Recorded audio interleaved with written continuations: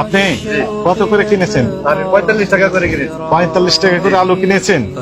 আপনি কি বিক্রি করবেন না নিজে খাবেন? হ্যাঁ, আমি বিক্রি করবো বাজারে। কোন এলাকায় আপনি? আপনার হচ্ছে নরসিংদী মনোহরদী। মনোহরদী। কত করে বিক্রি করবেন আপনি বলেন তো? আমি 50 টাকা করে বিক্রি করে দেবো। 50 টাকা, তাহলে কেজি প্রতি 5 টাকা করে লাভ থাকবে। না না, এখন ভাড়া আছে আমাদের।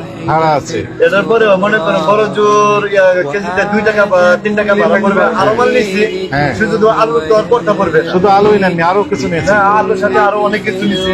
আপনি ট্রাক ভর্তি করে নিয়ে যাবেন। জি, আমি পিক আপ ভর্তি করে নিয়ে যাবো। কেজিতে হয়তো বা 2 টাকা বা 1 টাকা পড়বে। হ্যাঁ। আমি যদি 3 টাকা লাভেও বেশি বা 4 টাকা তাহলে লাভেও অনেক বেশি, লাভ। আমার সমস্যা নাই। অনেক লাভ। হ্যাঁ, আমার গ্রামের মানুষে খাইলো। হ্যাঁ। এই যে অনেকে আছে যে 60 টাকা 65 টাকা প্রশ্নই আসে না। ব্যবসার মধ্যে একটা মানুষ সেবা আছে, আমি এতটুকু বুঝি। রাইট। আপনার নাম কি? আমার নাম মোহাম্মদ একবাস। কত বছর যাবত ব্যবসা করেন? আমি 17 বছর ব্যাংকে চাকরি করছি, পরে ব্যাংকে চাকরি ভালো লাগে না, চাই আমি ব্যবসা করছি। মনে করুন কোটিপতিরা তো হাজার হাজার লক্ষ লক্ষ টাকা দান করে, আমি দান করলাম না, আমি ব্যবসার মাধ্যমে একটা মানুষ সেবা করবো। এই যে। এটা হচ্ছে আমার লক্ষ্য। এই যে আপনি হচ্ছে বীর পুরুষ। আমি মানুষকে মারবো না, তো আল্লাহ আমার দিবে। হ্যাঁ, আপনি ঠিক বলেছেন। আপনাকে ধন্যবাদ। জি, আমার জন্য দোয়া করবেন। হ্যাঁ, আপনি যে ভালো কাজ করছেন। আপনার নাম বললেন? মোহাম্মদ একবাস। একলাস সাহেব, আপনি যে উদাহরণ সৃষ্টি করতেছেন, এইরকম যারা আছেন ব্যবসায়ী, তারাও তো আপনার এই নীতিটা ফলো করতে পারে, তাই না? আমি যখন বাজারে মাল বেচা কেনা করি, তখন কিন্তু অন্য দোকানদার কিন্তু বেচতে পারে না।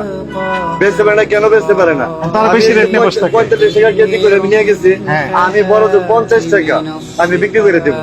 আর অন্য দোকানদার মনে করেন এটা 55 টাকা বেচে, 60 টাকা বেচে।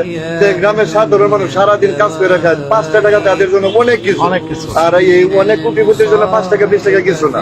5 টাকা আমার দোকানে এসে সেভ হবে এবং তার মনে বুদ্ধিটা আমার এই দোকান থেকে মাল নিয়ে যায়। ঠিক আছে, এবং মানুষে আমাকে ভালোবাসে, গ্রামের মানুষটা দোয়া করবে তো, অনেক দোয়া করবে, ভালোবাসে আমাকে। ভালোবাসবে, দোয়া করবে এবং আপনার রুজি রুটিতে বরকত হবে। আপনাকে বুঝতে হবে এটি। আমি আল্লাহকে চিনি। হ্যাঁ, শেষ। আপনার রুজি রুটিতে কি হবে?